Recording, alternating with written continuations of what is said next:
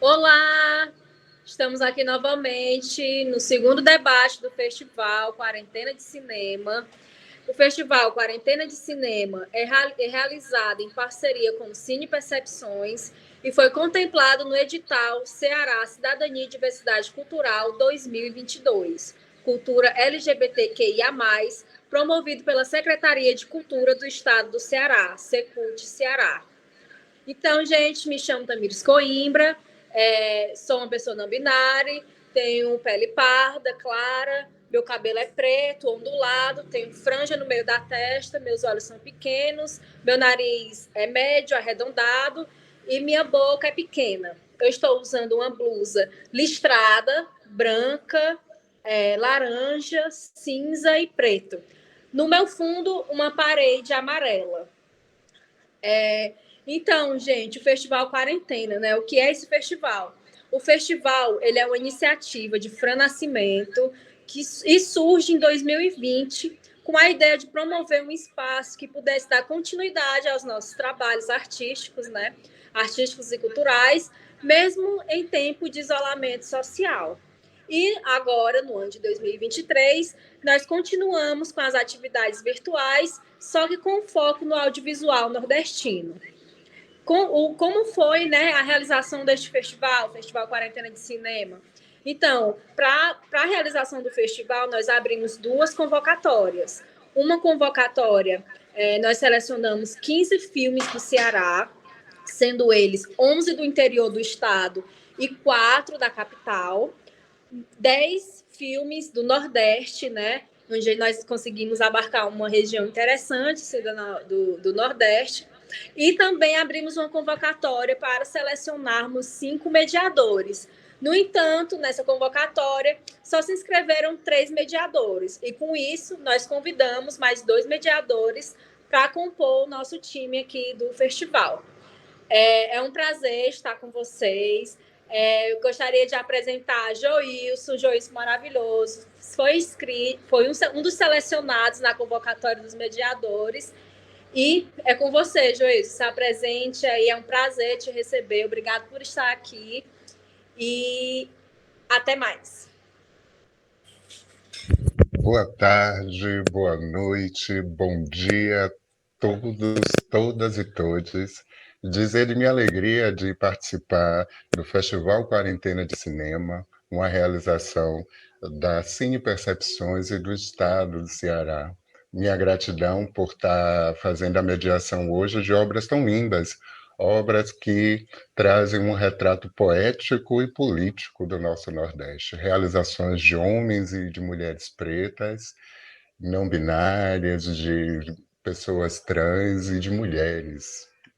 Hoje eu estou aqui para fazer a mediação, um bate-bola entre vocês, espectadores, e esses realizadores maravilhosos. Mas antes de mais nada, deixa eu me descrever. Eu sou Joilson de Oliveira, sou de Salvador, Bahia, sou um homem negro. Dentre as minhas características físicas, eu sou careca, tenho uma cara bem redonda, tenho uma boca marcante no meu rosto e tenho olhos pequenos. E como eu falei, sou de Salvador, Bahia. Atuo como homem das artes no campo do teatro e do cinema. Agora eu vou passar a bola para os nossos queridos realizadores, para que a gente possa conhecer um pouco mais de onde vêm essas pessoas e quem são esses poetas, esses artistas e realizadores do cinema nacional e principalmente nordestino. Boa tarde, galera.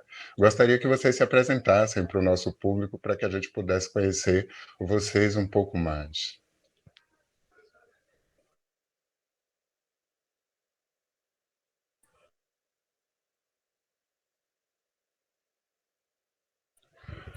Quem quiser, por favor, se apresente. Oi, oi, boa tarde. Boa tarde, eu sou Cadu Marques. Eu sou da capital do Maranhão, São Luís. Dentre as minhas características físicas, eu sou um jovem preto, de pele escura, retinta, tenho cabelo crespo, afro, um black, uso óculos, estou de camisa vermelha e tenho um fundo claro, né, atrás de mim. Eu sou estudante de teatro pela Universidade Federal do meu estado, né? E também sou produtor audiovisual, fotógrafo, roteirista, diretor, e me envolvo aí dentro dessas multilinguagens, né? Da arte que me atravessam e que me trouxeram até aqui, né? Para compartilhar um pouco de um projeto lindo que eu realizo pela produtora Bicho d'Água, né? Um coletivo de uma galera massa, preta, que produz audiovisual aqui no Maranhão, né? Estou muito feliz de poder fazer parte dessa edição do Festival Quarentena de Cinema. Seja muito bem-vindo, Cadu. A gente também está muito feliz com a sua presença. Obrigado.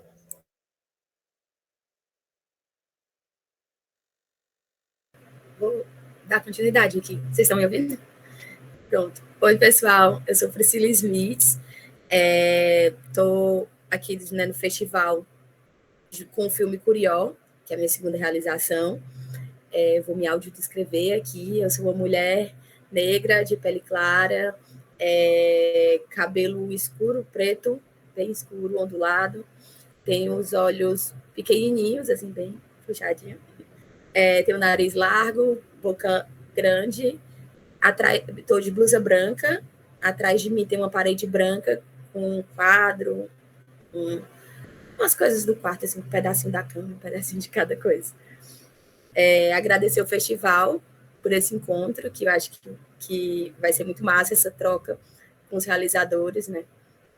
E é isso. Seja muito bem-vindo, Priscila. Vamos lá?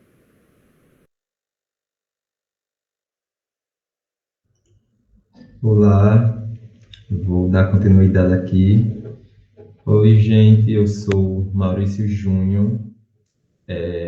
Eu moro na região do Cariri cearense, fico transitando entre Barbalha e Crato. Nesse momento eu estou em Crato.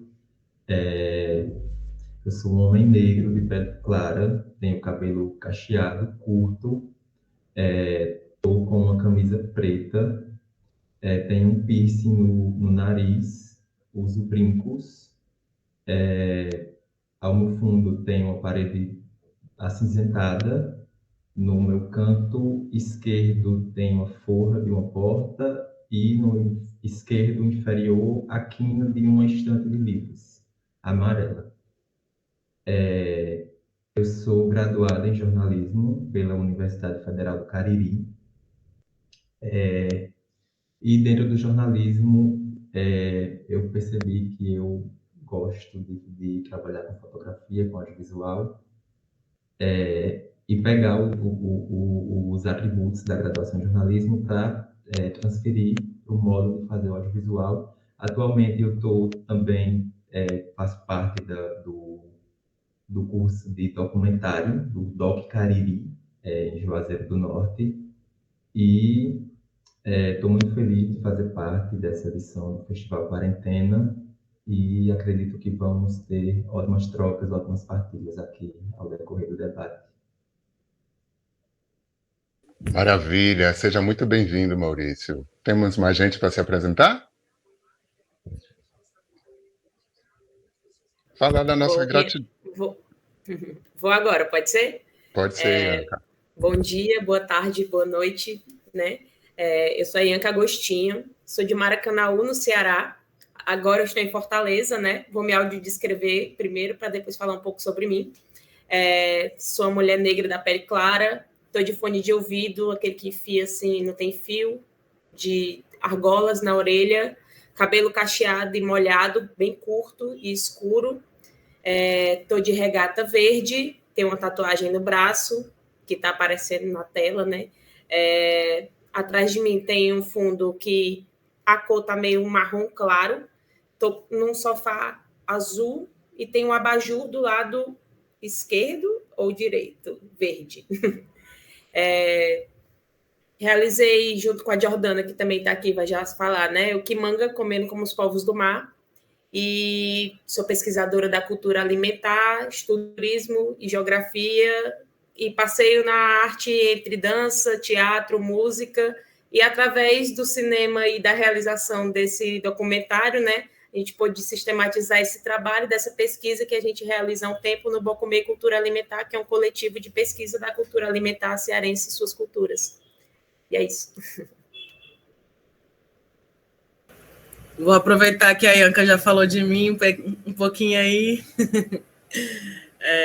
Oi, gente, é um prazer estar aqui participando desse momento com vocês, poder conversar um pouco, né? Me chamo Jordana, sou uma pessoa branca, tenho cabelo curto, uma tatuagem mais ou menos na altura do pescoço do colo, estou com uma blusa estampada e atrás de mim tem uma ilustração de Xangô na parede.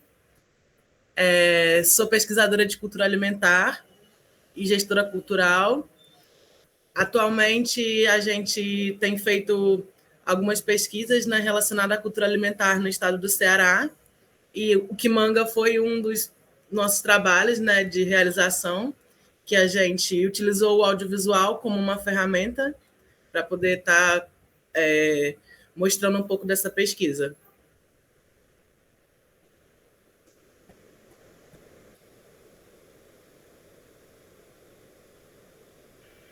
Boa tarde, gente. Seguindo apresentações, eu sou preta poeta, Natália Pinheiro, né? Sou, além de poeta, formada em História pela URCA, da região do Cariri, especificamente da cidade do Crato, né? E junto com a Soraya, que já se apresenta também, fizemos para o trabalho de conclusão de curso o documentário Silenciada Fui, Poesia Sou, Islã das Minas Cariri, Construindo Campos de Voz, né, que usa o audiovisual como uma teimosia, né, dentro do curso de História da URCA, para ser uma linguagem de mostrar essa pesquisa que a gente fez. Vou me autodescrever, sou uma mulher cis, negra, de pele clara, cabelo curto, na altura da nuca e bem escuro, com cachos. Tenho olhos pequenos e escuros, nariz médio, a boca também média. Em cada orelha tem um brinco de argola pequena. Estou com uma blusa azul escura. Atrás de mim tem uma parede lisa da cor azul com um quadro branco com moldura preta. E aí é uma grande honra estar junto desses produtores aqui do Nordeste para a gente seguir nessa partilha bonita. Eu passo para a Soraya, que é minha companheira nesse trabalho. Olá, bom dia, boa tarde, boa noite. Como a Natália falou, eu sou Soraya, eu sou daqui de Juazeiro do Norte, do Ceará. Eu vou me autodescrever. Eu sou uma mulher cis preta, de pele clara, cabelo castanho escuro, quase preto, curto, ondulado. Tenho olhos pequenos, uso óculos, meu nariz é médio, tenho um pincinho septo e um naba nasal, minha boca é média, estou usando uma camisa cinza, um fone de ouvido com fio branco, e aí é isso. Aí no meu fundo é uma parede branca. Maravilha. Seja muito bem-vinda, Natália, Soraya, Jordana e a todos vocês. Agora que a gente já fez as apresentações, uma coisa que a gente nota dentro do perfil de vocês é que vocês são uma turma muito, muito jovem, de realizadores muito, muito jovens. E a programação que a gente assistiu hoje do Festival Quarentena, ela trabalhou sobre o tema Raízes Fortes para Alcançar os Céus. De alguma forma, todas as obras que nós assistimos, ela tem um laço muito forte com a identidade, a ancestralidade e o direito manifestado de diversas formas, o direito ao modo de vida que seja conectado com essas culturas, o direito à vida e o direito a territórios. Todas essas coisas fazem com que essas pessoas façam suas raízes estar bem fincadas no chão, mas, no entanto, sonhando com esses céus. E aí o grande sonho, e uma pergunta inicial que eu quero fazer a vocês, é: em que momento vocês foram atravessados por essas causas que vocês produziram esses trabalhos? porque o trabalho de vocês é um trabalho que ele é um trabalho documental.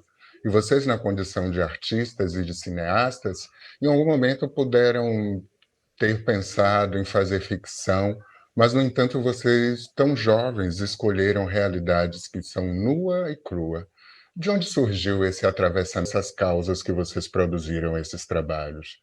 Porque o trabalho de vocês é um trabalho que ele é um trabalho documental. E vocês, na condição de artistas e de cineastas, em algum momento puderam ter pensado em fazer ficção, mas, no entanto, vocês, tão jovens, escolheram realidades que são nua e maravilhosas, e é hora de a gente dar o nosso recado para o mundo. Vou começar falando, porque eu sou esquecida, que todo mundo fala, eu não vou mais lembrar da questão, mas acho interessante assim, essa sessão, né, ter como ponto de partida. Vocês estão me ouvindo? Eu tive um fone descarregou, aí eu estou só com um. Mas, enfim, raízes fortes, né, para alcançar o céu. Achei isso muito, muito forte, muito, muito bonito. Acho que o Curió, o filme Curió, né, que trata sobre a construção do bairro Curió, que é o bairro de uma periferia aqui de Fortaleza, que é onde eu cresci, enfim.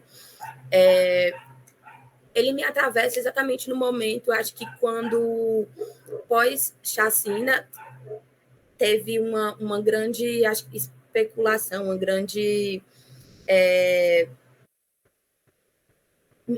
assim, sensacionalismo sobre a dor de um bairro periférico, e ele sempre foi muito os trabalhos que vinham, pessoas artistas que não eram do bairro, que não tinham relação, sempre chegavam no bairro muito com a proposta de mostrar o bairro a partir dessa dor, que foi a chacina, né, que aconteceu no bairro. E só que o bairro, para além daquilo, é uma imensidão, assim, inclusive nesse processo de construção do bairro, que foi um caminho que eu sempre quis muito, a gente buscava muito, assim, trazer, recuperar ou, enfim, passar, que o bairro Curió, ele foi criado no movimento de políticas públicas para moradia, né? As pessoas construíam o bairro comunitariamente, a partir de mutirão, e aí todo mundo construiu sua própria casa com suas próprias mãos, e era esse regime comunitário. Então, lembrar dessa essência do bairro, as coisas que passaram esses quase 30 anos do bairro, e ver esses novos corpos que habitam esse espaço e de que forma, e principalmente, acho que a pulsão, o que o bairro tem para além daquele olhar doloroso, assim, porque acho que já tem muito... quando a gente vai analisar filmes que trazem temáticas, questões sociais, sempre vai muito para um lugar muito apelativo da dor, ou de romantizar a pobreza, a miséria, e eu acho que eu queria, para além disso, ficcionalizar um pouco do que é documento, do que é real para dentro do bairro. O bairro, ele vem assim, o bairro ele foi construído por pessoas de muitos lugares, pessoas do interior, pessoas de vários lugares aqui da capital mesmo, de Fortaleza. Então, tem toda essa mistura, e tinha desde a origem, acho que um lance de um misticismo. No bairro tem uma floresta, né? Tem uma lagoa, enfim, é cercado de várias coisas que remete um pouco ao imaginário rural. E eu acho que isso também entra no que diz o imaginário nessas questões, pensar as histórias, não sei, ia muito para um lugar de quando eu ia para o interior visitar minha avó, as histórias que eu escutava lá sobre, enfim, essas questões de misticismo, de assombração, de visagem, de entidade. E eu acho que tinha essa relação, assim, de todo mundo que ia muito lá no Curió sempre falava, nossa, aqui parece uma cidadezinha do interior, né? Assim, as casinhas, todo mundo se conhece. E aí, acho que veio um pouco de trazer o bairro para o mundo, mas fora desse lugar. porque já foi realizado, inclusive, outros documentários lá no bairro, por pessoas que não são do bairro, mas que era sempre trazendo como temática a chacina. E eu acho que a chacina é uma ferida que não talvez nunca sare, assim, mas é uma coisa que atravessou e está na história. Mas o bairro também não é só isso, ele é outras coisas. E eu acho que é falar um pouco desse processo, pensar esse processo de construção do bairro, as coisas que atravessaram o bairro e como é esse habitar agora no bairro, com essa nova juventude, né, que está ocupando essas ruas, esses espaços. E é mais ou menos por aí. Uma tentativa de retratar a sua comunidade fora dos estereótipos, né? Nesse sentido de falar de território, lugar e de cultura de um povo, o trabalho de Cadu e o trabalho das meninas do Kimanga, comendo como o povo do mar, também retratam essa questão, né, do espaço, do território, do direito ao território, de um processo de vida que é conectado com a natureza.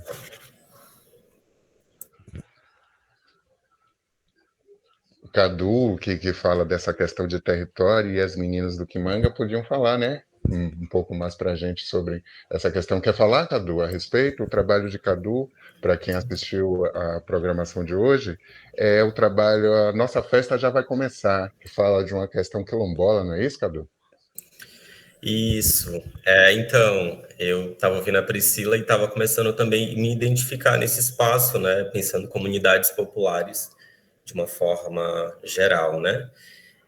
Mas aí a nossa festa já vai começar, né? Um trabalho da produtora Bicho d'Água. A gente traz para as telas, né, um recorte da história de duas comunidades quilombolas aqui no interior do Maranhão, né, que fica próximo à capital, na cidade de Santa Rita. A gente traz para a tela Centro dos Violas e território Vila Fé em Deus. São dois quilombos. Um deles é um território que eu faço parte, é o território de onde eu venho, que é o território da minha família, Centro dos Violas. Então, falar sobre esse trabalho é sempre falar um pouco sobre os meus afetos, né? Porque eu estou falando do meu povo, eu estou falando da minha família, eu estou falando da minha ancestralidade.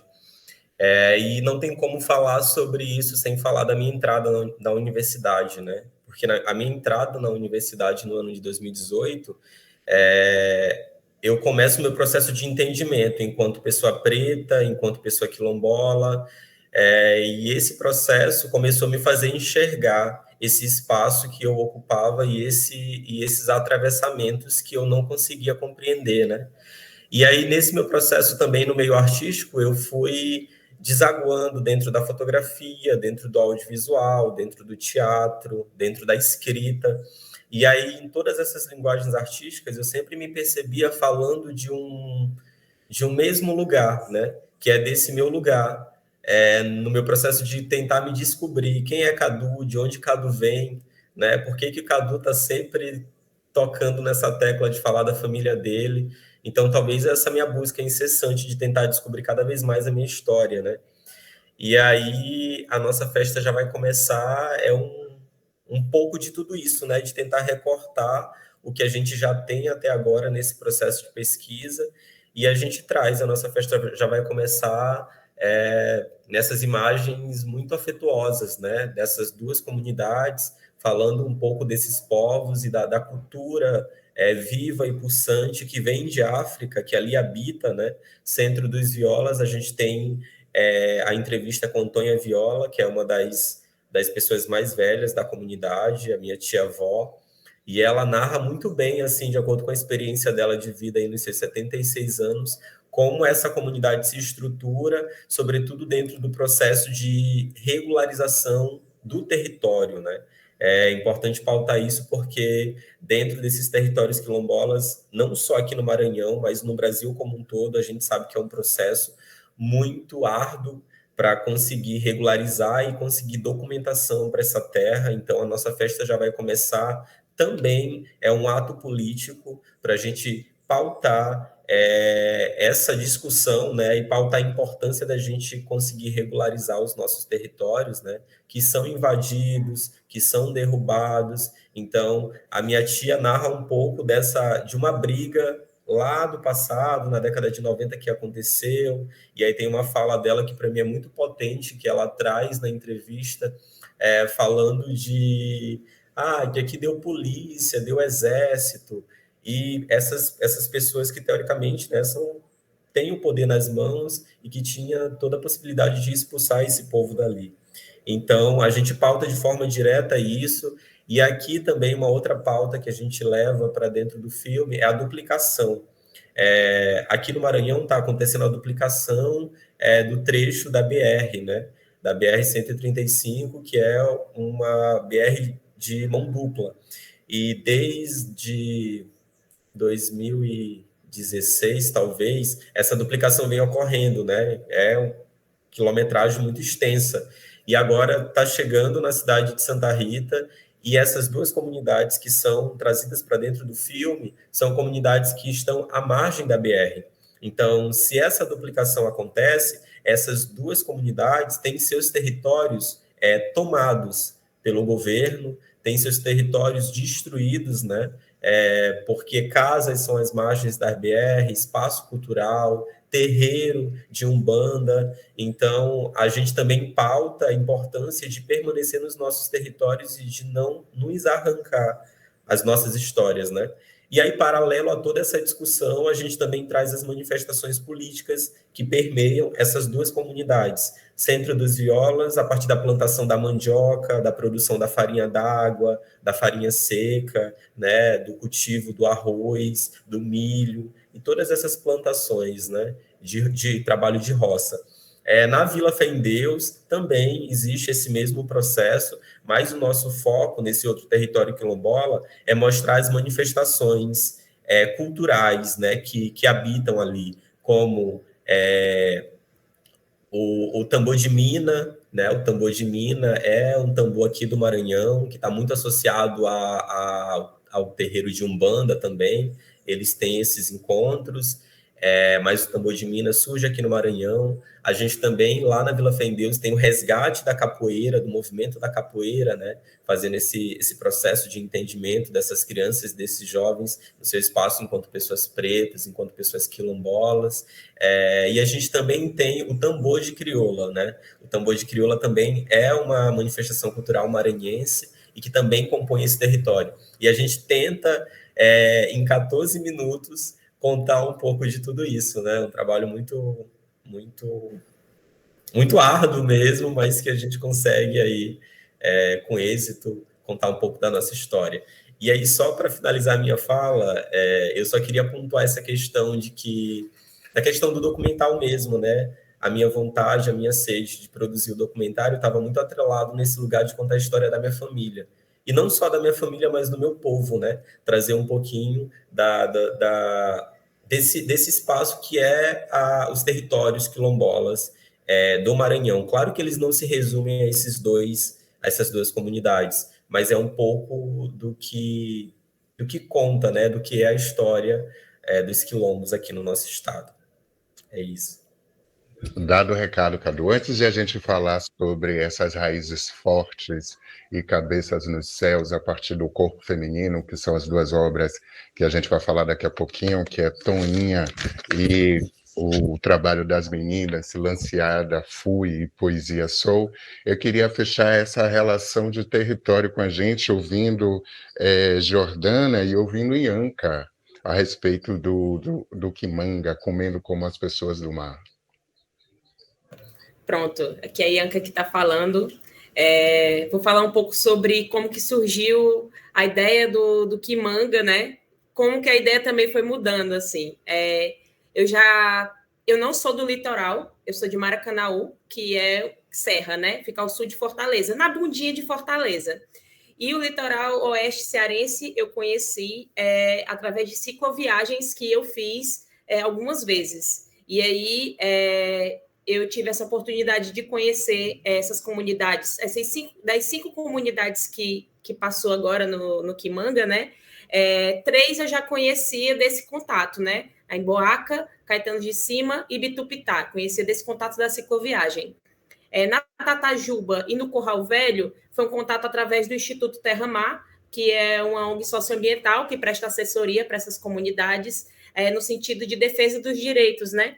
E muito me interessa pensar que o litoral oeste e o litoral cearense todo, né, vem de um turismo massificado, em que tem os grandes empreendimentos, o beach park, os grandes resorts, e não se fala muito sobre esses impactos que acontecem, né, nessas comunidades que estão inseridas, né, e que são que têm o direito, né, sobre esse território de viver, se reproduzir, como comem, como vivem.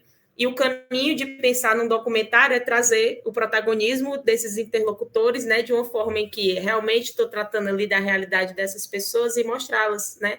Ali são os personagens reais e quando você estiver nessas comunidades, você vai encontrá-los porque fazem parte também do protagonismo dessas comunidades nessa defesa contra esses grandes empreendimentos nos espaços de mar e mangue, né? Os problemas com as eólicas, os problemas com os grandes empreendimentos, a cassinicultura, né, que é a criação de camarão em cativeiro, então são problemas diversos, e tratar desse documentário, né, a gente trazer, né, como se reproduzem, como vivem, o que comem, eu acho que traz esse protagonismo desses indivíduos e principalmente dessas mulheres que a gente pôde ver no Quimanga, que são as mulheres que acabam movimentando muito disso, né? Se a Jordana quiser falar um pouco também sobre eu acho raízes que e redes. tem algumas questões, né, que levaram a gente a utilizar, né, principalmente o audiovisual como essa ferramenta. A primeira questão é que a cultura alimentar, ainda, né, dentro da cultura, ela é uma linguagem, né, é uma expressão cultural que tem pouquíssimo investimento, né, em pesquisa. Então, a gente também conseguiu linkar, né, através do audiovisual, essa proposta de conseguir registrar esses meios de vida, né, essa relação que acontece das comunidades tradicionais com o território dentro da nossa passagem, né? Eu acho que a escolha por ter sido feito em formato de documentário também vem da possibilidade que a gente viu de estar captando um recurso para poder estar colocando essas pessoas para poderem falar também, sabe? Dar esse espaço de fala, né? Para eles poderem contar as histórias. Então, as pessoas podem ver que quando a gente o que aparece, né, da gente no vídeo normalmente é uma voz, é alguma coisa assim, porque a intenção mesmo é que quem esteja falando, né, com os telespectadores e esteja contando a história sejam as pessoas que estão ali vivendo cotidianamente aquilo, né? E que muitas vezes não conseguem entender como aquilo que está naquele cotidiano, por ser uma vivência que é uma vivência de muito tempo, né? Essas questões da mariscagem, questão da pesca, da agricultura, não conseguem ter a noção da importância de preservar aqueles meios de produção, né? De preservar aquela história. E aí, quando a gente vem com uma proposta de a gente estar querendo que você conte, né, como é a sua história em relação ao seu território, principalmente para essas mulheres, mostra também uma outra possibilidade que elas podem ter, né, através desses editais de cultura, de acessar, né, um financiamento para poder estar contando as suas histórias, para poder estar falando sobre o seu modo de vida. E tem uma coisa que a gente encontrou dentro dessas comunidades, né, as comunidades que a gente visitou, a maioria trabalha com turismo comunitário, né, para poder contrapor esse turismo de massa que a gente encontra no litoral cearense, e a gente viu muito impacto também dessas energias renováveis, né, que são muito levantadas, inclusive, pelo atual governo que a gente tem, né, num âmbito nacional.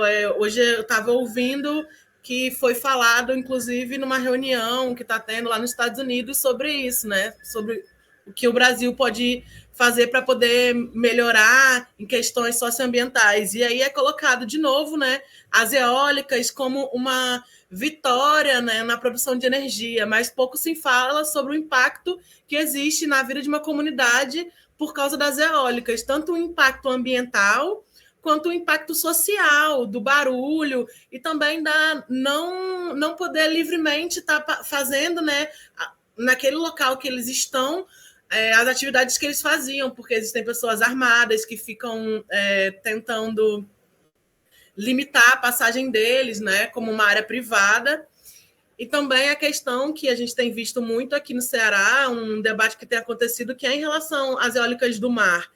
Como a gente está falando, né, sobre a alimentação dos povos do mar, a gente entende como esse impacto vai vir diretamente para todos esses meios que a gente coloca aí de produção, que é a pesca artesanal, a mariscagem, como que isso vai impactar diretamente na sobrevivência, né, e na vida deles ali naquele entorno, e como que isso é preocupante. Então, eu acho que esse filme ele vem, né? Ele foi feito durante a pandemia, então já tem um tempinho aí, as discussões agora já estão um pouco mais evoluídas em relação a esse tipo de colocação dessas eólicas offshore, que eles chamam, que é dentro do mar, né? E como esse impacto representa para essas comunidades uma grande desmobilização, né, em cima desses meios que eles trabalham tanto para poder sobreviver ali e se sustentar. Tá aí a importância da arte, né? Quem de nós sabíamos que essas energias sustentáveis, que elas geram danos e outros danos para os mais pobres, né?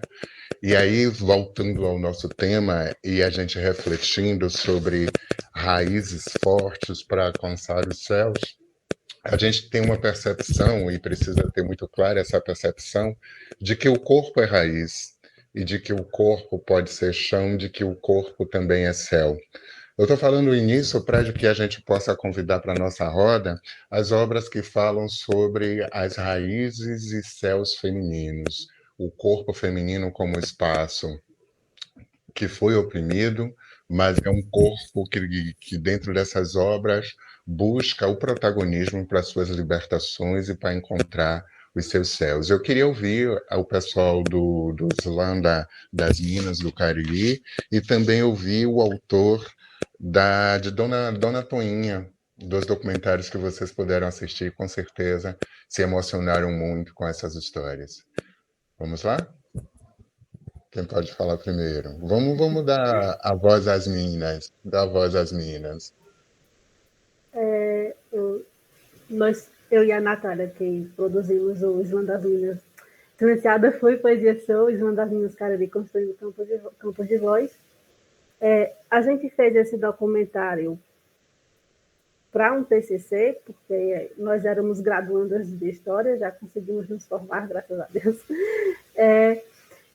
Não somos cineastas, a gente queria trabalhar esse tema porque temos aproximação com a literatura.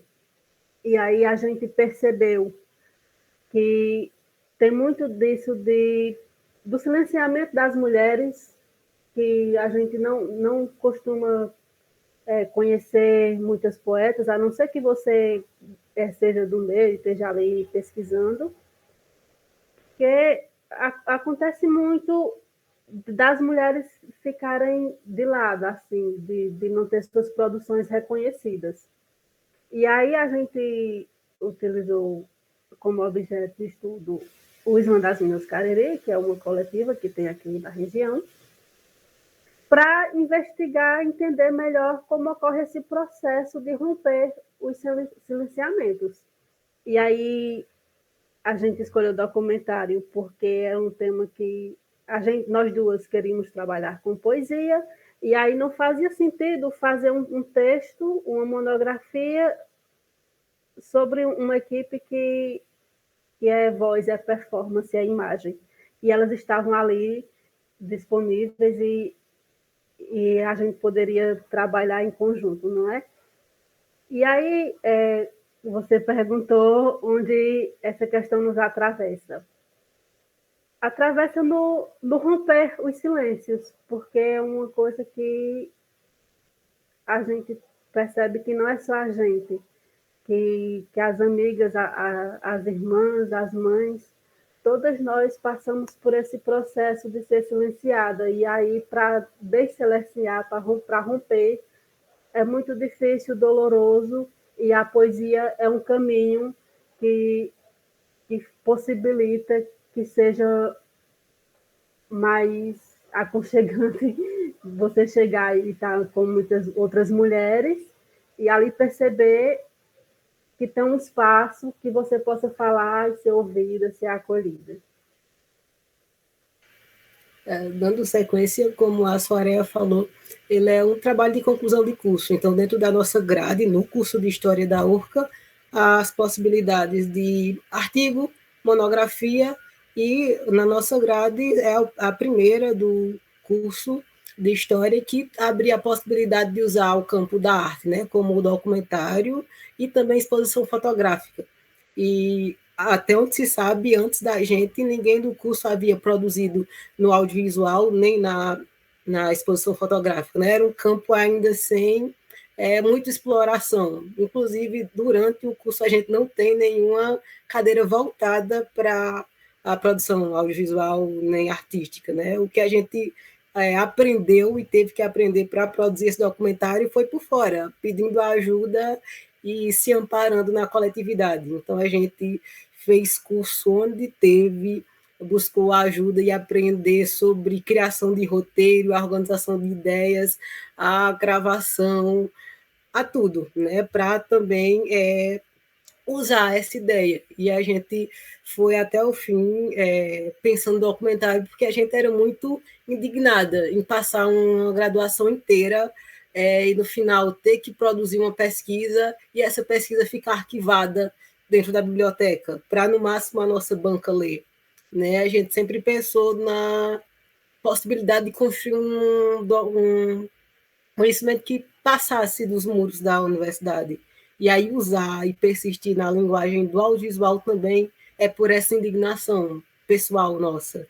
Né? A gente, depois da graduação, ter defendido, já levou para a sala de aula para trabalhar sobre inúmeras questões, porque a gente tem o recorte principal de gênero, né? Porque a gente vai trabalhar com mulheres poetas e sendo poetas na região do Cariri, que é uma região extremamente violenta para mulheres dentro do Ceará, e a gente aborda gênero, mas a gente também aborda várias outras questões. A gente toca na questão das sexualidades, a gente toca em questão de periferia, toca em questão de juventude, isso usando principalmente a fala dessas mulheres que estão vivas e produzindo arte e conhecimento também aqui nessa região, como também a gente vai usando imagens de arquivo.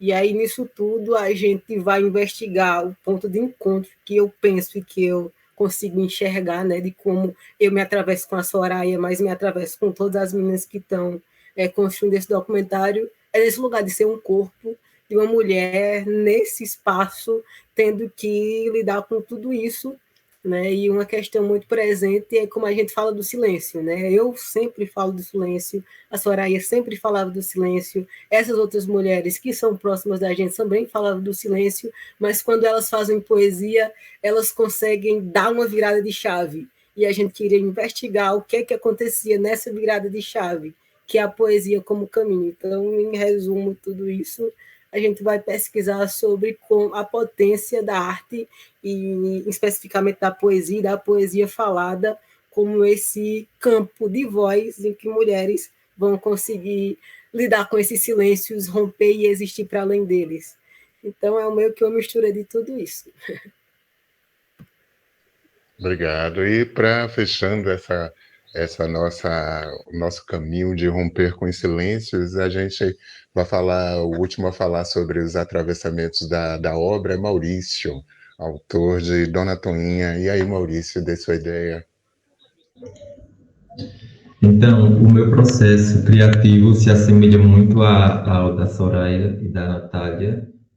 O meu documentário foi para o TCC, né, do curso de jornalismo, mas esse anseio, essa vontade de documentar as histórias da minha voz são desde muito tempo.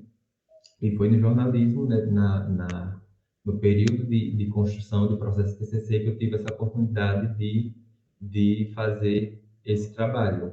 Aí, assim como a Natália falou, dentro do jornalismo há várias possibilidades de conclusão do curso. Então, o documentário foi a melhor forma de eu retratar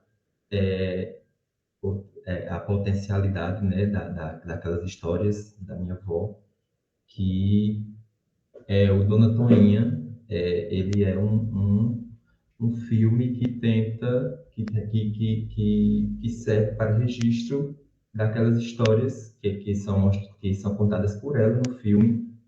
Todo filme eu busco que ela seja a protagonista, que ela que apareça. Então, tem algumas participações da minha mãe, da minha irmã, ali em alguns momentos, só que a protagonista é ela. E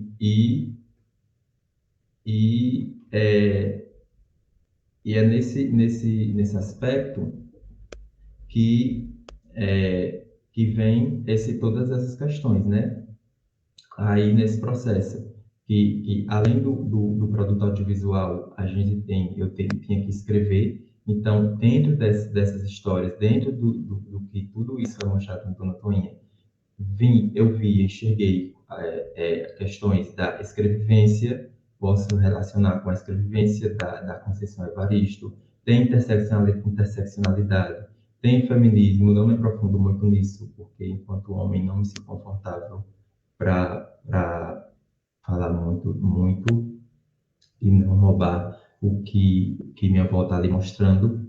Então, o Dona Toinha é sobre memória, é sobre identidade, é sobre uma mulher racializada, que teve seus altos e baixos, mas no filme eu não quis que a história, que o que fosse narrado fosse nesse sentido da pessoa assistir e ser uma coisa que a pessoa ficasse com dó daquela mulher e tal. Não, muito pelo contrário. No filme, vê-se que ela fala das suas conquistas, fala como ela se sente hoje, fala do seu momento atual, mas, querendo ou não, houve alguns momentos de dor em sua vida, então essas vivências entram em algum momento do filme.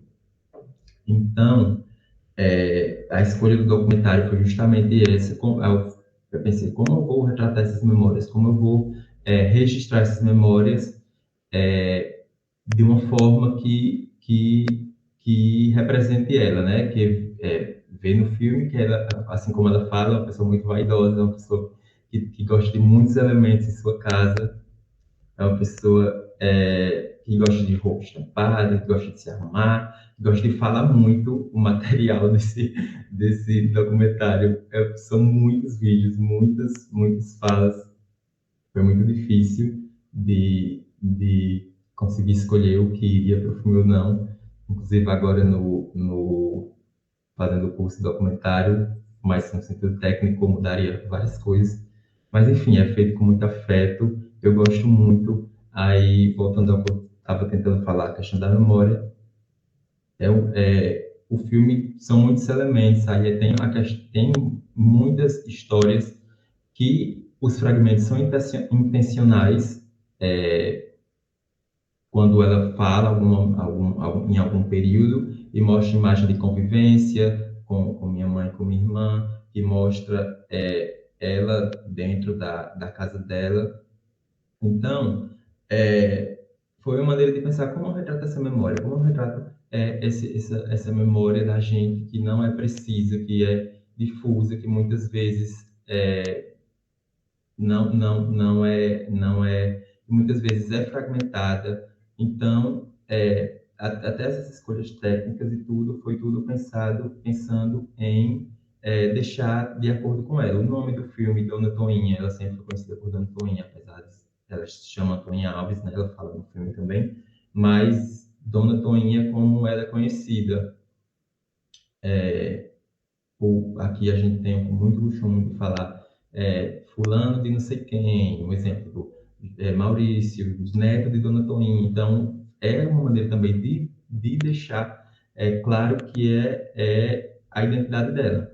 Então, o Dona Toinha é esse amontoado de histórias que eu ouvi a vida inteira e que eu quis eternizar de alguma forma ela sobre o processo criativo. Ela sentiu muita vontade, ela sentia muita vontade em frente à câmera, ela gostava muito de falar, ela queria estar sempre se arrumando, às vezes até eu queria pegar uma coisa mais um plano mais mais distração e tal, mas não, ela via a câmera e já se arrumava e tudo. Não, pô, tem que ser assim mesmo. Então, o filme foi feito também a partir de minhas percepções de outros filmes que eu assistia, sobre... então, não teve nada técnico, foi muito mesmo na tora mesmo. E eu fico muito feliz com o resultado e de que, assim como a Natália falou, não me sentia confortável que fosse uma obra que ficasse exclusivamente para a faculdade. O filme foi feito também a partir de minhas percepções de outros filmes que eu assistia, sobre... acho que vai estar sendo... tá abrindo as portas para esse momento, de mostrar minha avó aí para as outras regiões, para além do Cariri, para além de Barbalha. E é isso. Maravilha, emocionante as histórias, né? Vocês falaram a respeito de memórias, falaram a respeito de um monte de coisas, de afeto. Tem uma fala da Soraya que tem a ver com a pergunta que eu vou fazer a vocês agora, que é romper o silêncio. Soraya, na fala dela, ela trouxe essa frase que é muito emblemática em se tratando de vocês realizadores, porque muitos não são de cinema, alguns desviaram suas rotas de curso, como o Islã das Minas, por exemplo, que dentro de um curso de história buscou uma outra estrada para percorrer. E uma questão que eu quero perguntar a vocês é o seguinte: vocês falaram sobre os atravessamentos e eu gostaria de que vocês falassem com a gente sobre a apropriação do mecanismo, da técnica, porque durante décadas e décadas as pessoas pretas e não ricas ficaram afastados do fazer audiovisual, porque durante essas décadas introjetaram na cabeça da gente que essas pessoas eram muito eloquentes, que essa produção seria muito cara, que precisa de muitas tecnologias para que você consiga realizar seus filmes, que os orçamentos são coisas de milhões de dólares, então a gente que é mais pobre, que não tem para quem recorrer e que precisa arcar com esses projetos, tem que se virar nos 30. E aí eu queria que vocês falassem a respeito disso. Quais foram as técnicas que vocês se apropriaram? Quais foram as linhas de recursos que vocês correram atrás? Quem foram as pessoas que ajudaram vocês? Quem produziu o roteiro? Quem precisou se apropriar de edição de imagens? Quem precisou... Porque essas informações são muito importantes e motivadoras daquele público que está nos assistindo, quem se encantou pelos filmes de vocês, mas que, no entanto, ainda está sobre esse medo de romper o silêncio, como falou Solar. Como vocês conseguiram estratégias alternativas e tecnologias para conseguir realizar o filme de vocês? E aí a gente deixa livre, não mais nessa ordem, e vamos que vamos. Meu nome foi citado, então eu vou começar. A gente teve o apoio da Ensine Produtora Escola, e é uma escola que ensina ali as crianças e jovens no Crato. Natália pode até falar melhor sobre isso, porque ela participa de uns coletinhos ali.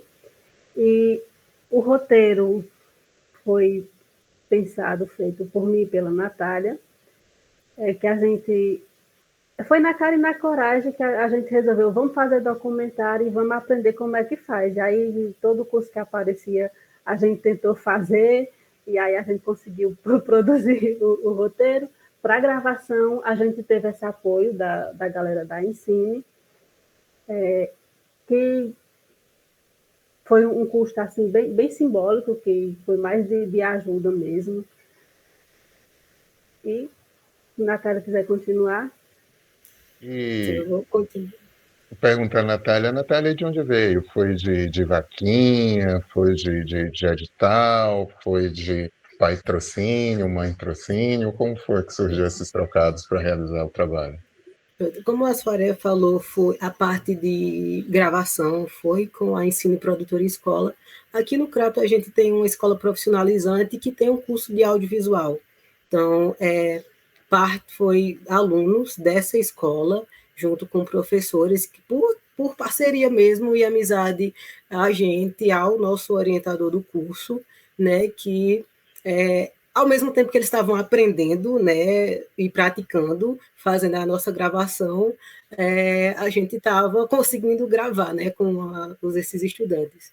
Então, o de patrocínio, não teve nenhum patrocínio, foi basicamente custo meu, da Soraya, junto com o nosso orientador, que foi uma pessoa que deu tanto um suporte financeiro quanto emocional muito grande, um homem preto também, ligado a construções decoloniais, né, e pensar em descolonizar o conhecimento e as produções, e que trabalha com cinema também, a literatura, o Tiago Florencio, né, quem orientou o nosso trabalho. Então foi basicamente nosso. O orçamento foi bem baixo, né, e foi muito por parceria e amizade. De questão de aprendizado, de construção de roteiro e elaboração de projeto, foi muito eu e a Soraya tentando aprender com todo e qualquer curso que a gente encontrou. Uma coisa muito importante foi o incentivo da Lei Aldir Blanc, porque a gente produziu na pandemia e foi mesmo no período em que o Aldir Blanc estava com recurso. Então, eu fiz mini curso, laboratório de audiovisual. Participei de um laboratório audiovisual da Bahia, o Visão Preta Lab, muito bom, que foi quem deu um suporte muito bacana, aprendendo também com mini cursos da galera da periferia de Fortaleza, de periferias de São Paulo, custeado pelo Lei Aldir Blanc. Então, foi muito de aproveitar essas oportunidades que surgiram com esses editais de incentivo e de formação, recurso próprio da gente, né, ajudado pelo nosso orientador, e a parceria, sobretudo, uma coisa que a gente aprende desde cedo aqui no Cariri, junto com duas mulheres que são quem puxa o movimento negro do Cariri, que é a Verônica e a Valéria, diz que a gente se junta, a gente se lasca. E foi na base disso que a gente fez esse filme Na Cara e na Coragem, se juntando. E no fim das contas deu certo, a gente não se lascou.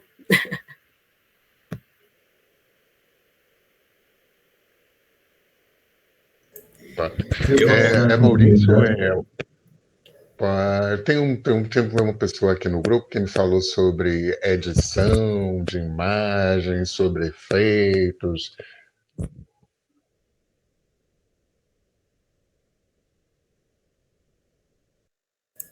Eu liguei o microfone junto com o Maurício, mas aí ele ficou silêncio agora, então acho que eu vou falar.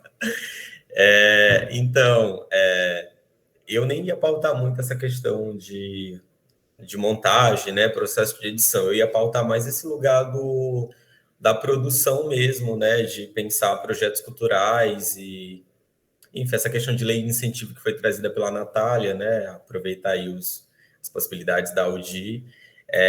Esse trabalho, a gente conseguiu ser aprovado em um edital, né, esse é o meu segundo trabalho audiovisual, meu primeiro trabalho é ouro, né, também nessa perspectiva do meu território quilombola, um trabalho que eu fiz com celular e tudo mais, e daí eu consegui encontrar um edital para jovens realizadores pela plataforma Coliga, em parceria com o Canal Futura.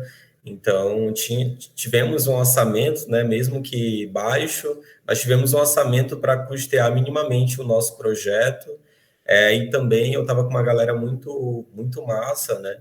Como eu já falei anteriormente, a partir desse projeto eu integrei a produtora Bicho d'Água, muito nesse papo que a Natália traz aí, que a galera preta fala, né? Ou a gente faz junto, a gente se lasca.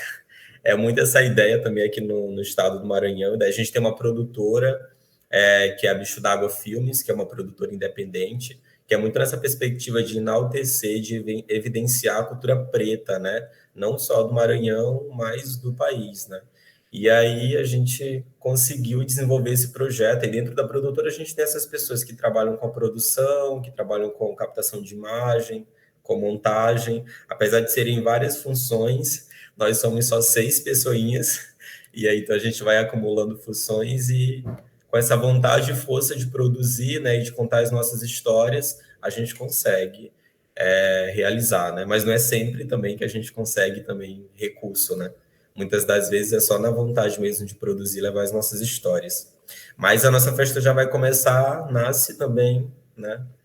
Daí, esse processo de incentivo também.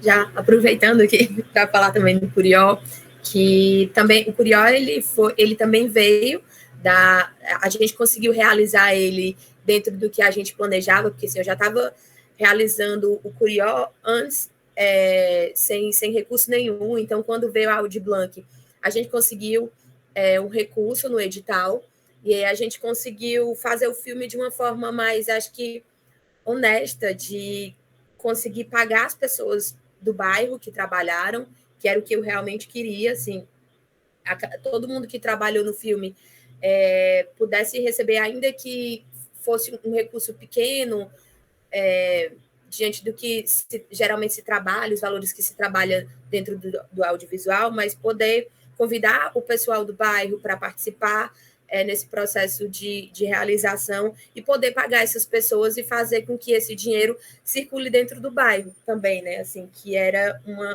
um anseio.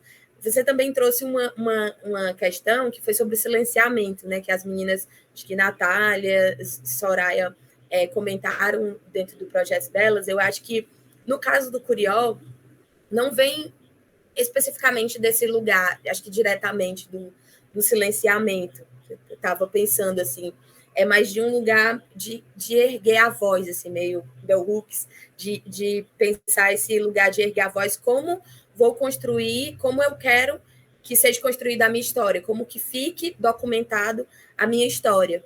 E tem essa relação direta com o bairro, né, de fazer com as próprias mãos. E aí eu acho que vai muito para esse lugar, porque era meio que como se viesse pessoas para dar voz, mas não realmente não querer ouvir, assim, voz entre aspas, né? Acho que não sei se consigo me fazer entender, mas eu acho que é isso, a importância de como a gente pode, através do incentivo público, conseguir erguer a voz e mostrar o bairro de um lugar, de uma perspectiva diferente do que até então vinha sendo traga.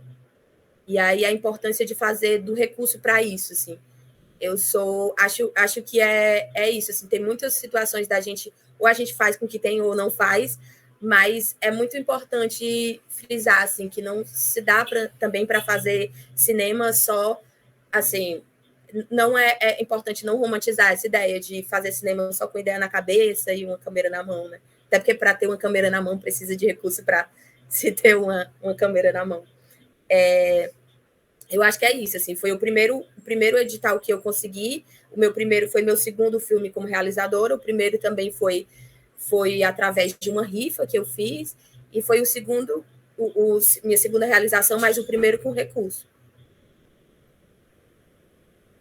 Pronto, eu vou falar agora, Ianca. O Kimanga, né, a gente também realizou através da Audi Blanc, que foi o edital Arte Livre de Criação Artística da Secult-CE. Aí ele até que foi um dinheiro assim que eu achei, não, realmente, nunca tinha recebido esse recurso, foi R$20 mil. Aí, vamos lá, para poder pagar, né? A edição, montagem e edição, quem fez foi o Selo do Século, Thiago Biapino e o Jael Ferreira. Aí teve a Ellen, que trabalhou fazendo Libras, e aí teve o Caio Nilo fazendo design. A Helena fez os trailers, porque ela trabalha no Terra Mar e não foi paga por isso através do projeto. E aí a gente gravou do celular. Esse celular foi gravado, foi um deles, né? Só que esse celular ele foi gravado. A ideia do Kimanga era para ser uma cicloviagem, né? Até porque eu já tinha feito isso, e na cicloviagem gravaríamos. No primeiro dia, eu e Jordana fomos assaltadas, e a gente teve que receber os toques do Jaú e do Tiago para poder saber como é que a gente ia captar através do gravador H1N, né, da Zoom, que a gente comprou, que foi uma das coisas que a gente comprou antes de fazer o filme, e a gente foi assaltar no primeiro dia. Então, cada uma tinha um celular, meu celular era um Samsung, da Jordana era um iPhone, que ia pegar a imagem melhor, e o meu ia ficar ali de apoio, e a gente ia fazer o som que a gente também não sabia direito. mas recebeu o toque dos meninos antes. Aí fomos assaltadas, leva os 2 celulares. Aí passamos 2 dias para poder saber o que nós vamos fazer. Mudou todo o nosso trajeto e orçamento. A gente ia viajar de bicicleta, teve que pagar passagem para poder viajar em 5 municípios diferentes, que o mais distante é 400 quilômetros de Fortaleza. Então, o recurso que ia sobrar um dinheirinho para a gente, acabou que não sobrou nada, mas a gente conseguiu realizar, né? Compramos os 2 celulares, voltamos, conseguimos pagar a ajuda de custo, boto como ajuda de custo, né? As pessoas que aparecem no filme, né, receberam ajuda de custo para poder estar ali nas vivências, assim, mas ainda é muito pouco, porque é um edital com pouco dinheiro, né? Quando você vê o cinema, ele tem orçamentos milionários, assim, as grandes produções audiovisuais, né? Também já fiz catering. Nem se comparam. A diária do catering que eu trabalhei foi o dinheiro que bota para poder... Uma semana de catering que eu já trabalhei no cinema, nessas grandes produções, sendo contratada, né? É o que a gente vai pagar para alguém estar fazendo um serviço todo para um trabalho desse com pouco recurso. Acho super equivocado esse pensamento, mas dentro das possibilidades a gente consegue realizar, né? Mas é na tora, né? E deu certo.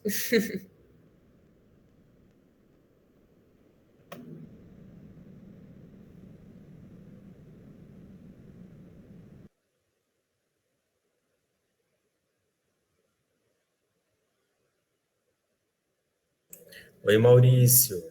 Não sei se é só eu, mas a gente não está conseguindo ouvir. Nem Maurício, nem o Júnior. Joilson.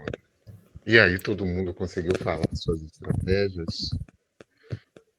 E aí, para você que está em casa, que está assistindo a gente através da internet, essa galera falou coisas sobre o audiovisual que, para você que está pensando em se descobrir nessa arte, que é autodescoberta, formações gratuitas, coletivos, aquilombamento e, principalmente, atenções aos editais, e o que não pode faltar é cara de pau. Muita cara de pau para enfrentar os diversos desafios que vocês vão ter pela frente.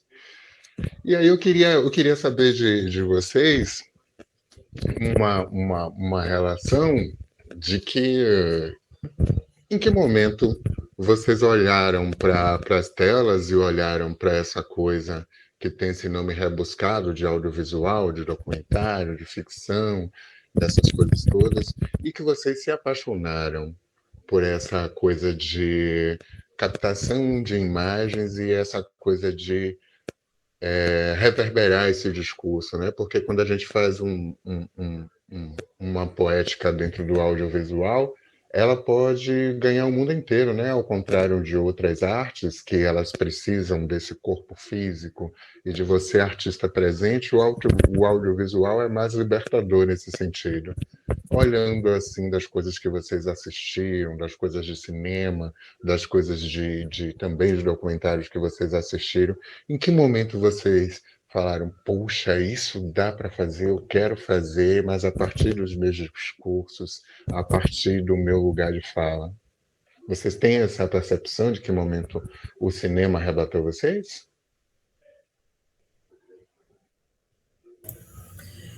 Eu posso...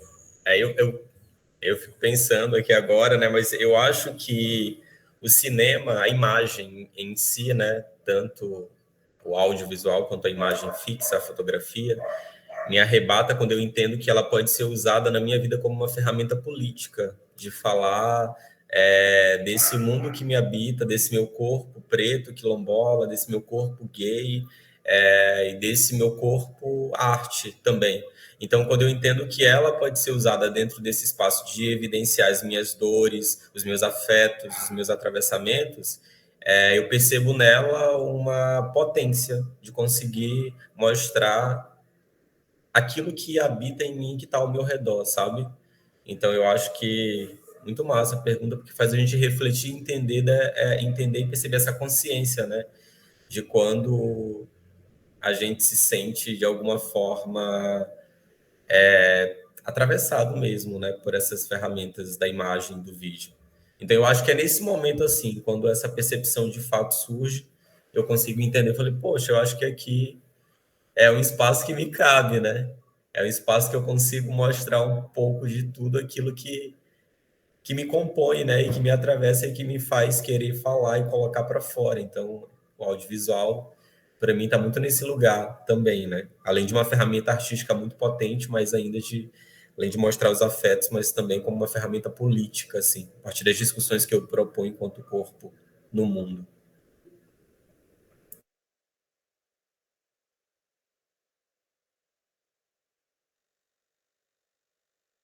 E aí, documentaristas?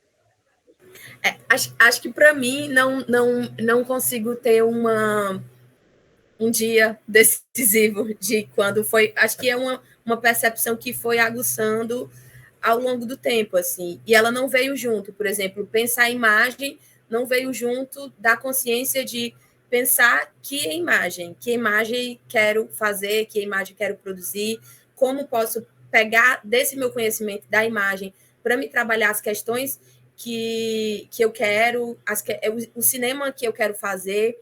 Acho que a minha relação com a imagem ela veio muito nova ainda, que foi na fotografia, quando eu ainda era criança, na fotografia analógica. Depois eu comecei a estudar, enfim, artes visuais e mais para esse campo da fotografia. Quando eu entrei no audiovisual também foi através da fotografia. E aí, hoje, sou professora de audiovisual daqui do Instituto Cuca, e lá eu sempre vou pensando muito, assim, acho que é uma pergunta que ela não...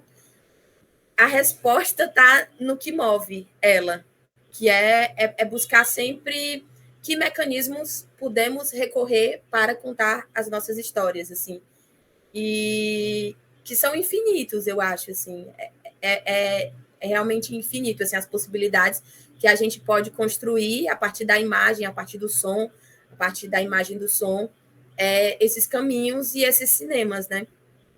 Desde, enfim, de algo que não venha muito técnico, que eu já venho de um lugar mais técnico dentro desse âmbito de estudar cinema, de trabalhar com cinema, mas também desse lugar da intuição, que eu acho que é um conhecimento extremamente rico, assim, e que foi muito presente, inclusive na realização do filme, assim, do Curió, que vinha muito desse conhecimento de sentir o bairro, entender como o bairro queria ser mostrado e de que forma, e enfim, acho que mais por esse lugar. Maravilha.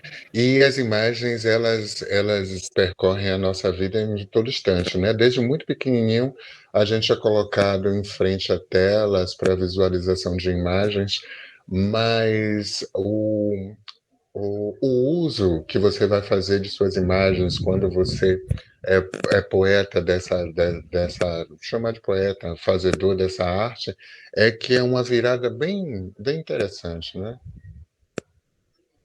Não é só a imagem, é o uso que vocês fazem dessa imagem. E aí? Eu acho interessante essa provocação de não ser só uma imagem, porque acho que o desejo e pensar que é possível documentar e criar e tá por trás disso, né? Nas minhas pesquisas e viagens, assim, eu acho que eu já tinha o hábito de fotografar e, a partir disso, contar histórias daquilo, né? E aí coloco uma poética nisso, e eu sempre compartilhava, isso a partir de redes sociais, compartilhava com amigos, e, enfim, as pessoas gostavam da forma também como eu contava, e eu acho que usar o cinema, usar o audiovisual para poder estar contando também histórias, eu acho que, para mim, foi pensar nessa possibilidade de conseguir contar a história a partir disso, né? Da imagem e som atrelado, assim, e a história sendo contada, para mim, é isso. Acho que foi uma possibilidade que conseguiu se materializar, né?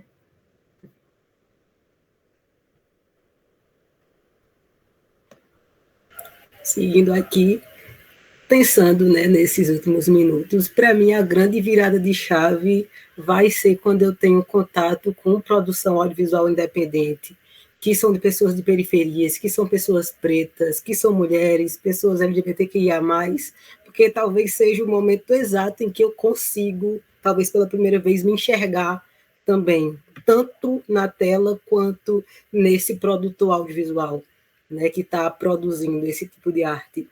E aí, para mim, é muito claro esse momento, quando eu tenho contato e eu enxergo como uma possibilidade de uso, e de, a partir disso, usar como esse caminho e esse instrumento de narrar as minhas histórias, que já vim aqui usando as palavras, de usar outras linguagens, e aí expandir isso.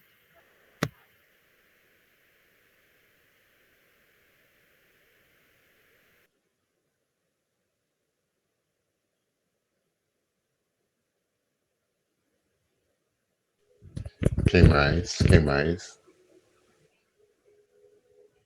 Você falou, Maurício?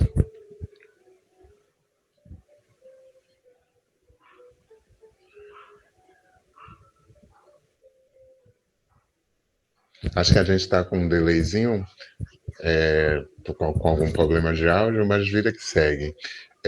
Vocês falando sobre vocês e esse lugar onde vocês se encontram, a gente sabe o quanto os profissionais da arte sofrem. E eu falo, esse sofrimento não é só um sofrimento com a sua obra, não, do processo de realização, se deparar com as questões que o tema que você vai toca, aborda, mas o processo raízes fortes para alcançar os céus. Por que eu estou falando isso? Porque eu queria saber de vocês se vocês já têm conseguido bater no peito e dizer: eu sou cineasta, eu sou a cineasta, eu sou o cineasta, porque é muito, muito, muito difícil a gente conseguir ser artista e colocar vocês também nesse campo dos artistas sem uma outra profissão. Vocês já conhecem, já conseguem levar o pão para casa só com produções de audiovisual? Não estou falando só com essas obras, não, mas trabalhando na técnica, produzindo outras coisas. Alguém aqui já conseguiu esse céu?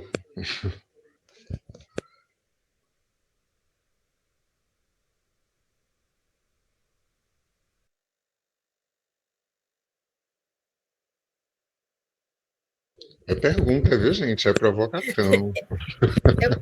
Eu acho que levou... Realmente, acho que é interessante você colocar essa questão. Levou muito tempo para me entender, acho que até me reconhecer como fotógrafa, como realizadora audiovisual, porque eu sempre achei que é um campo tão distante assim, do que a gente vê, do que a gente tem acesso.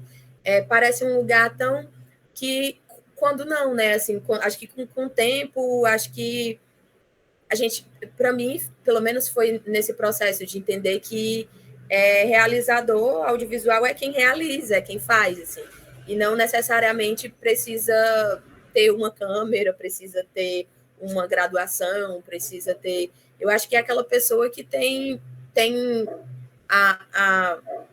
o ensejo de contar histórias, seja ficcionais, seja documentais, seja híbridas, mas de criar cinemas, inclusive nessa potência de pensar outros cinemas para além do cinema que sempre foi, desse cinema quadrado que sempre foi colocado para a gente, né? Quadrado para além da tela, quadrado de estrutura mesmo, né? Acho que hoje eu consigo trabalho especificamente com a linguagem de audiovisual, mas eu acho que não é isso que me faz uma realizadora, não é necessariamente. E eu também não vejo que só o trabalho, sim, mas que, para mim, esse lugar de céu, que acho muito, muito importante, está nessa difusão desse fazer cinema. Mais do que só entrar nesse núcleo. Eu acho que é desfazer esse núcleo, é criarmos um novo núcleo, criarmos núcleos outros. E acho que para mim esse é o lugar do céu, que ainda ainda está um pouco longe, mas estamos aqui nesse lugar. A minha provocação, ela tem a ver com aquela conversa do parente, quando a gente chega em casa, que a gente fala que faz audiovisual, que é aquele querido parente desinformado pergunta: e você trabalha em quê?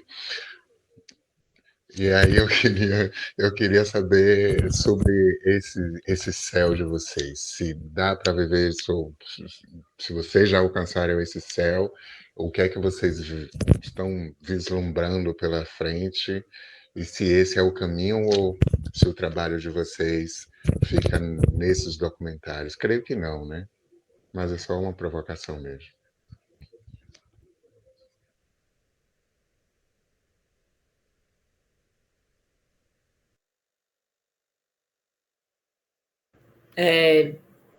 Acho que me ver, primeiro, enquanto artista, já foi um grande desafio. E me ver como cineasta, eu acho que há uma possibilidade que eu não consigo me ver enquanto, porque apesar de ter realizado e ter o desejo de realizar outras obras, eu não sei se por um lugar marginalizado, se reivindicar enquanto não tendo estudado, é um pouco... eu acho que é esse lugar, né, de não conseguir se reivindicar enquanto. E viver disso, não consigo. Tem que ter outras fontes de renda, sim, trabalho, faço outros corres também, mas nas possibilidades dos editais, vou fazendo meus trabalhos quando... E aí estou de olho na Lei Paulo Gustavo, que está aí, ó.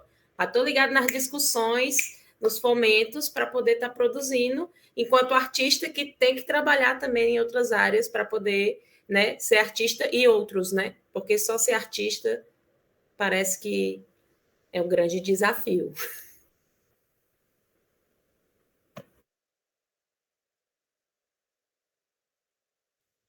Dá para me ouvir agora, depois de várias tentativas? Agora dá. Joga Dá? duro, Maurício. Dá. Não sei se eu perdi o fio da meada aí da conversa, porque eu estava tentando ajeitar aqui o microfone. Mas, enfim, não sei se eu cheguei ao céu. Eu acho que isso é muito complicado, bater a tecla de falar que eu cheguei no ápice. Mas eu enxergo, sim, o audiovisual como uma ferramenta de trabalho, de remuneração. Não sei se só isso, porque a gente que vive dessas linguagens das artes, infelizmente, às vezes é preciso buscar várias linguagens e não focar só em uma. Mas eu tento buscar me aproximar, né, me sentir pertencente do fazer cinema, buscando outros meios para o que está além do mainstream, o que é além do comercial, e buscar mais cinema alternativo, cinema experimental, onde eu possa me ver e me enxergar fazendo aquilo.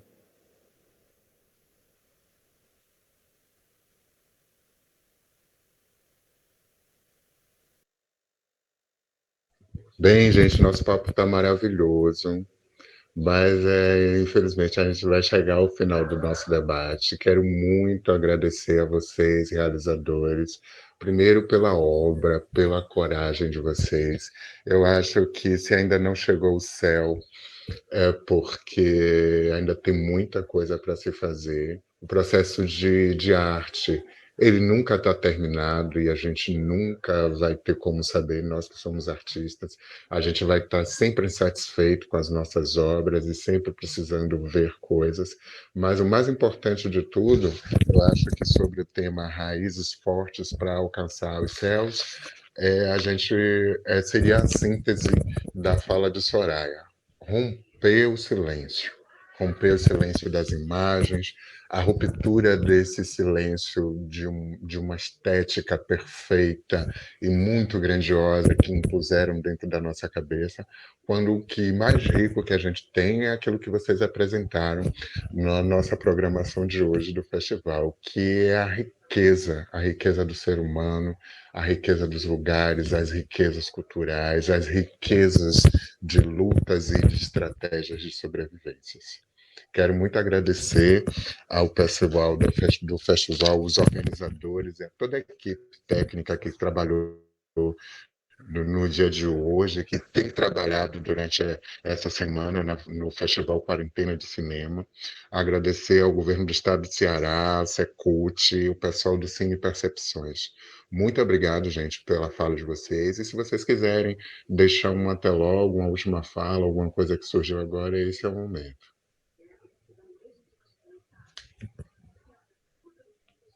Alguém gostaria de falar alguma coisa? Só se despedir e agradecer a oportunidade. Gratidão, gratidão, que essa seja a palavra do dia de hoje. Gratidão e que a gente continue rompendo em silêncios. Muito obrigado, viu? Muito obrigado a vocês, muito obrigado às obras de vocês. Axé para todos nós e que a arte sobreviva e que vença tudo nesse país. Valeu.